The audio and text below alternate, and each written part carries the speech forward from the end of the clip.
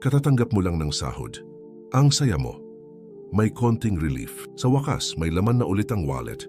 Pero pagkalipas ng ilang araw, hindi mo na alam kung saan napunta lahat.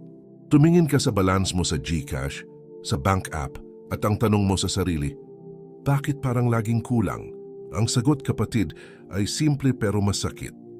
Hindi ka mahirap, magastos ka lang. Sa video na ito, pag-uusapan natin ang mga maliliit na ugaling unti-unting kumakain ng kinikita mo, pati ang mga psikolohikal na dahilan kung bakit kahit tumataas ang income mo, bumababa pa rin ang peace of mind mo. Kaya tapusin mo ang video na ito.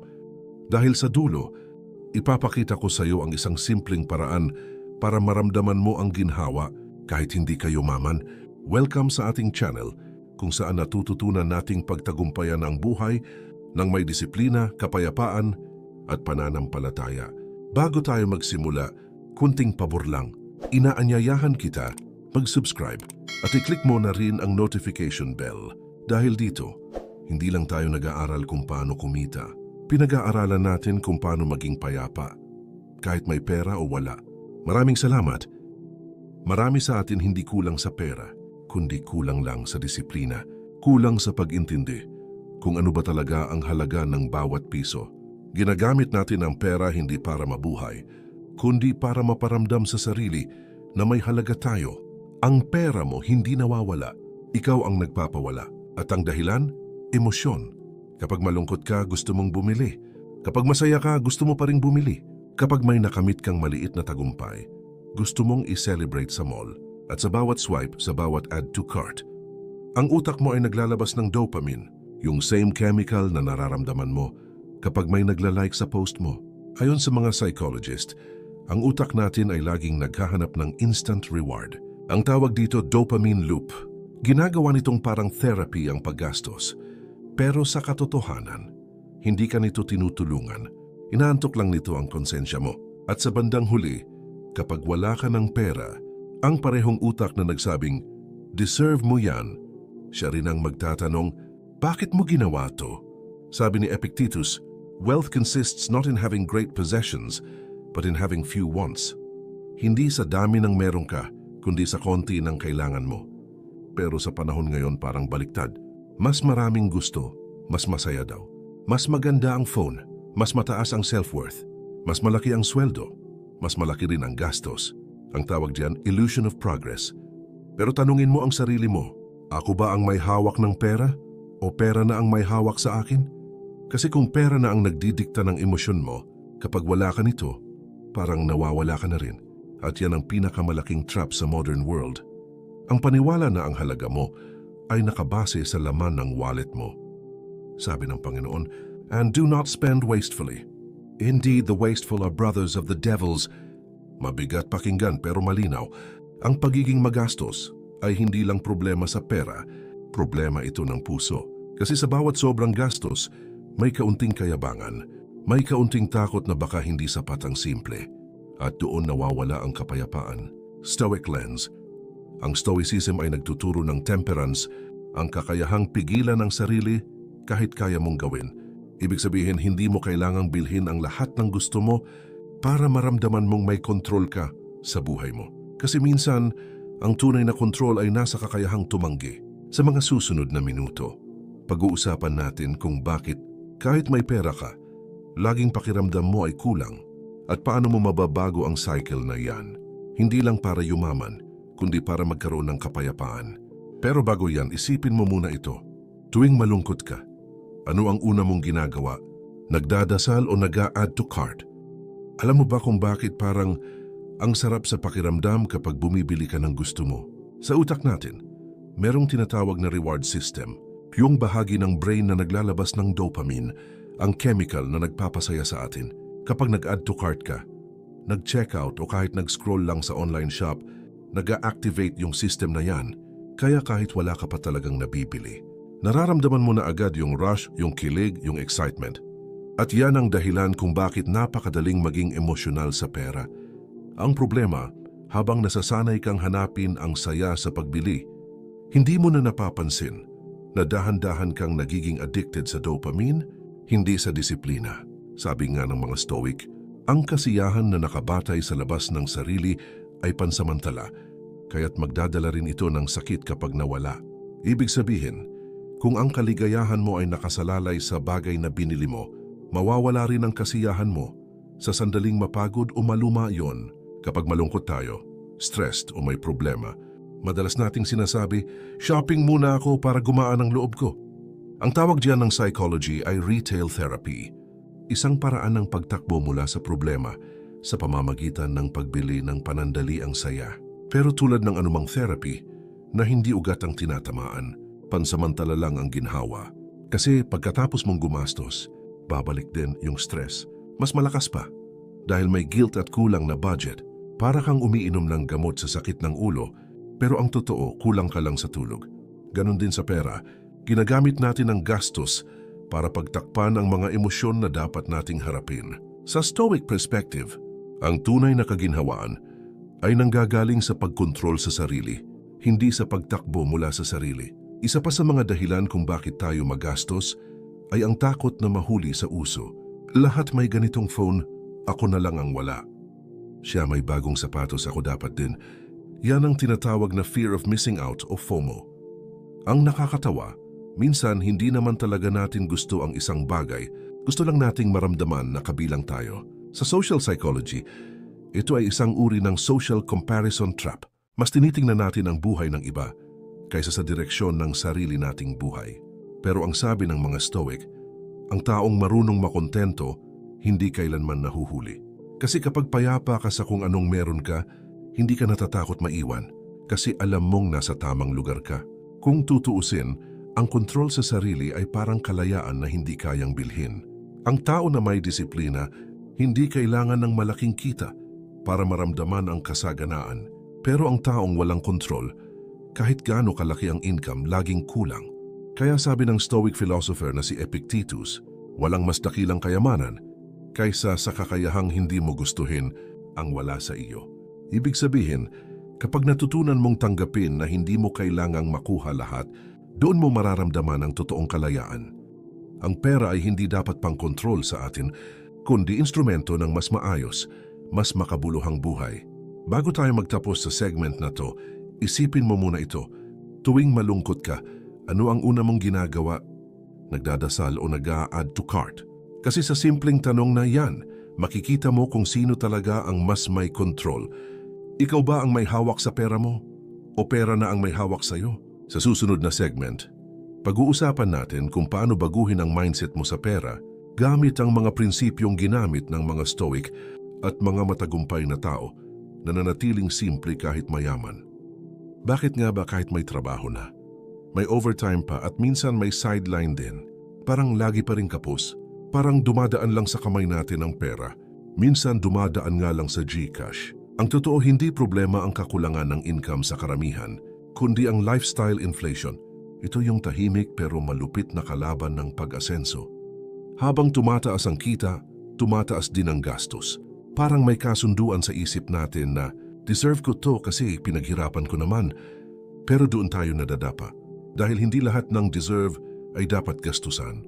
Minsan, yung tinatawag nating reward ay nagiging dahilan kung bakit di natin maramdaman ang tunay na reward, ang kapayapaan sa buhay, the illusion of progress.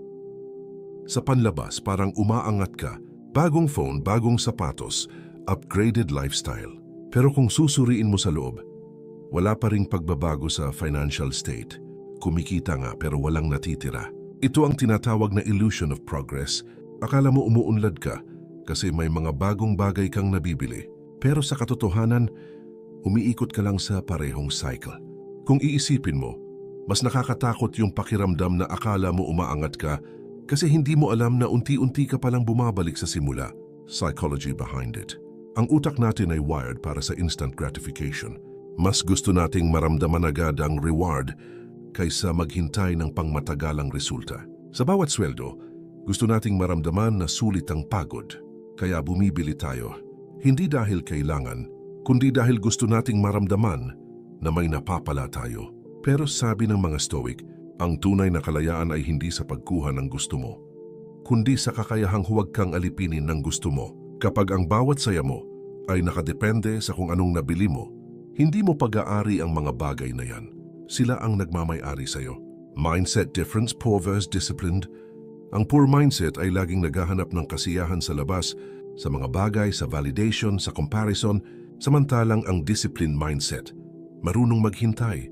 Hindi niya tinitingnan ang pera bilang pampaganda ng imahe, kundi bilang kasangkapan sa kalayaan.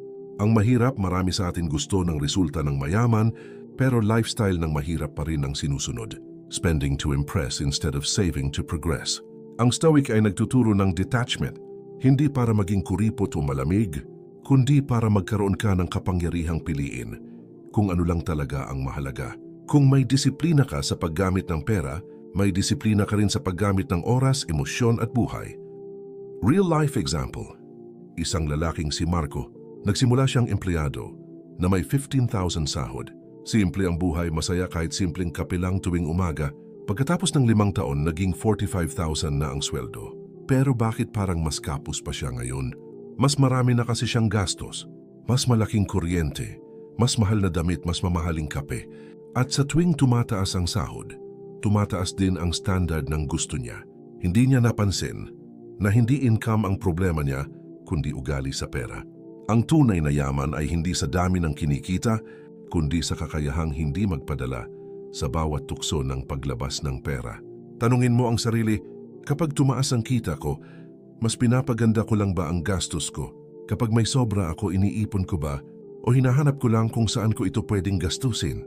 Ang kalayaan ay hindi darating kapag marami ka ng pera. Darating yan kapag marunong ka ng magsabing, sapat na. At yan ang ugat kung bakit karamihan ay laging walang natitira. Hindi dahil kulang tayo sa pera, kundi kulang tayo sa disiplina at direksyon. Ang tanong, bakit kahit may pera, may mga taong hindi pa rin payapa? Ang sagot ay nasa 2 salitang bihira nating pag-usapan, disiplina at kasiyahan sa kung anong mayroon. Number 1, temperance. Ang Stoic na disiplina sa sarili. Ayon sa mga Stoic, may 4 na pangunahing birtud: wisdom, courage, justice at temperance. At sa usaping pera, temperance o self-control ang pinakamahalaga. Hindi ito simpleng pagtitipid. Ito ay kakayahang pigilan ang sarili sa labis. Sabi nga ni Epictetus, no man is free who is not master of himself. Ibig sabihin, kahit gaano karaming pera meron ka, kung hindi mo kaya kontrolin ang sarili mong pagnanasa, isa ka pa ring alipin ng gusto, ng comparison, ng ego.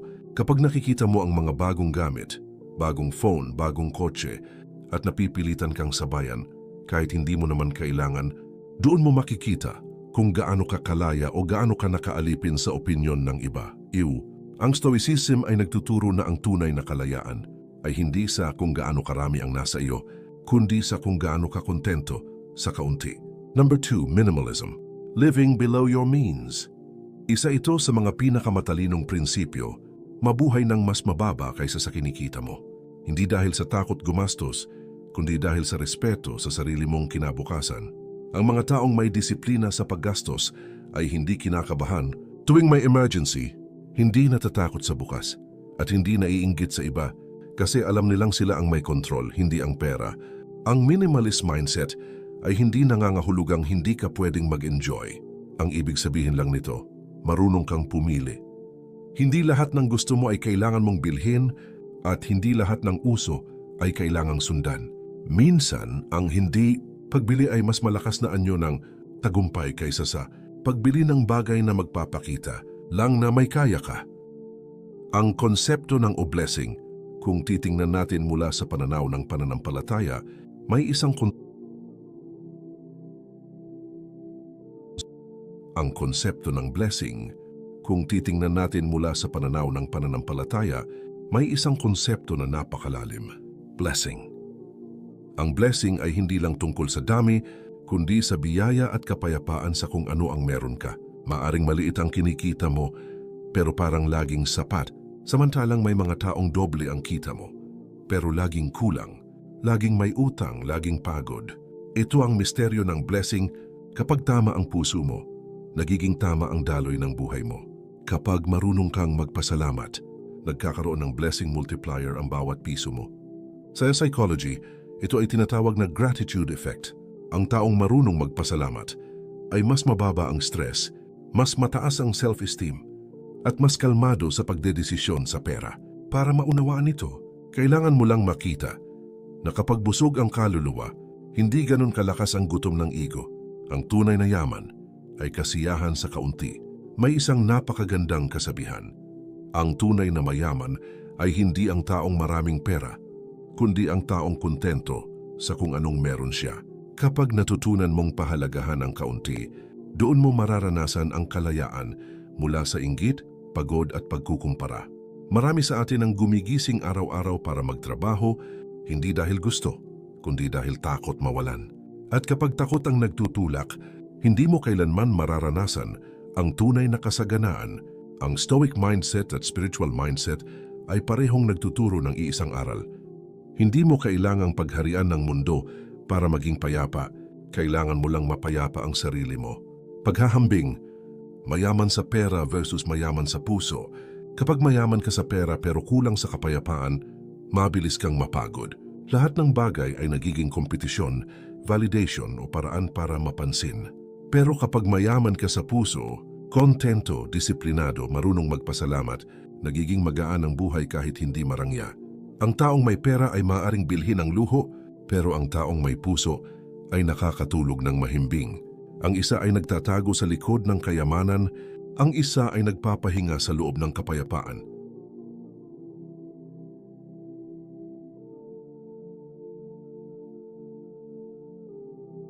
Narito ang 5 konkretong hakbang para mailapat ang stoic at spiritual principles sa tunay na buhay.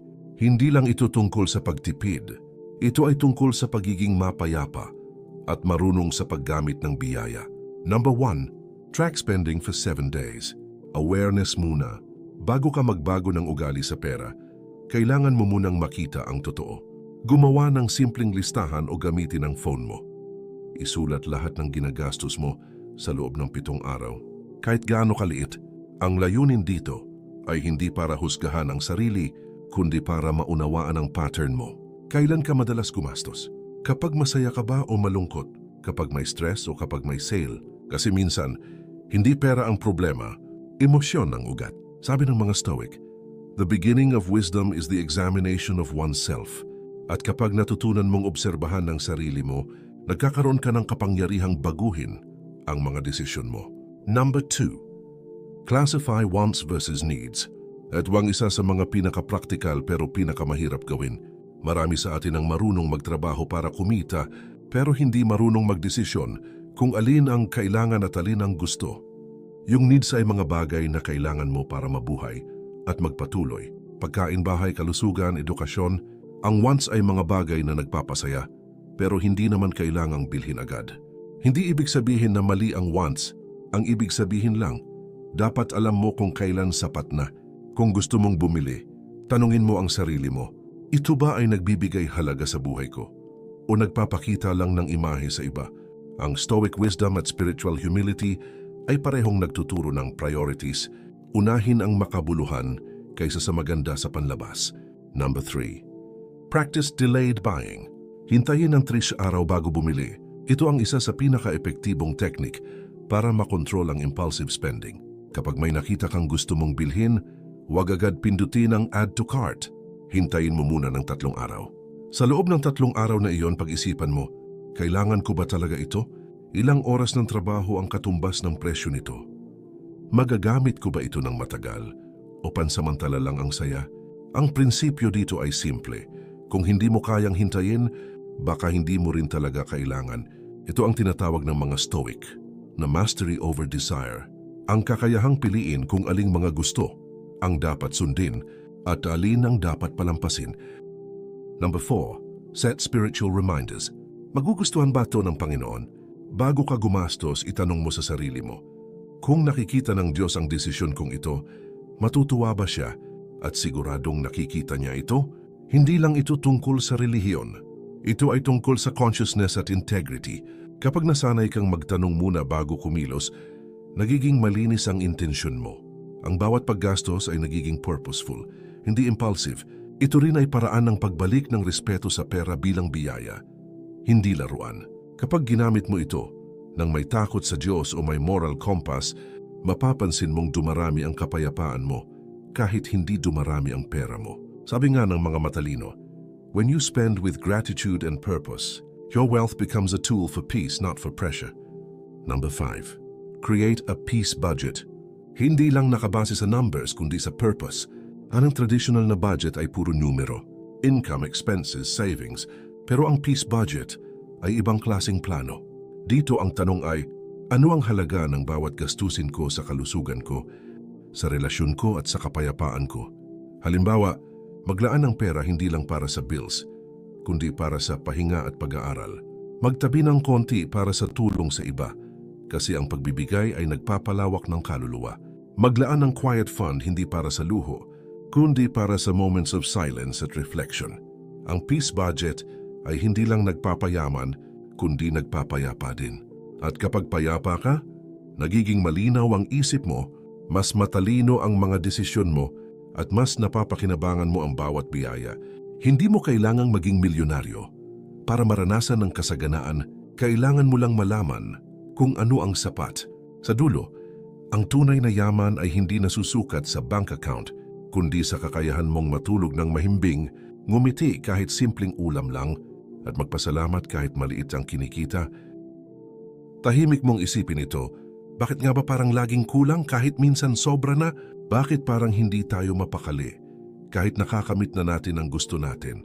Marahil kasi hinahanap natin ang kapayapaan sa labas, sa mga bagay na kumukupas, sa mga bilihing mabilis mawala, samantalang ang kapayapaan ay matagal nang nasa loob, naghihintay lang mahanap muli. Hindi mo kailangang yumaman para maging payapa, pero kung marunong kang maging payapa, dun ka palang nagsisimulang yumaman. Ang tunay na yaman ay hindi ang kakayahang bumili ng kahit ano, kundi ang kakayahang magsabing, sapat na ito, masaya ako rito. Sabi ni Zeno, ang tagapagtatag ng Stoicism, he who conquers himself is richer than any king. At ito ang buod ng lahat ng pinag-usapan natin. Ang pinakamahirap na labanan ay hindi sa merkado, kundi sa loob, sa pagitan ng gusto at kailangan, ng inggit at pasasalamat, ng pagkahumaling at pagkakontento. Kapag natalo mo na yan, wala nang kayang magnakaw ng kapayapaan mo. Kaya bago mo isara ang video na ito, huminga ka muna ng malalim. Tingnan mo ang paligid mo. Lahat ng mayroon ka ngayon ay minsang ipinagdasal mo noon. At kung kaya mong pahalagahan yan, ibig sabihin, mayaman ka na sa paraan na hindi mabibilang ng pera. Ngayon alam mo na kung paano ito ilalapat sa buhay mo. Huwag mo lang pakinggan, gawin mo. At kung nagustuhan mo ang nilalaman ng video na ito, ay like, i-share at mag-subscribe sa ating channel para mas marami pa tayong mapag-aralan. Maraming salamat.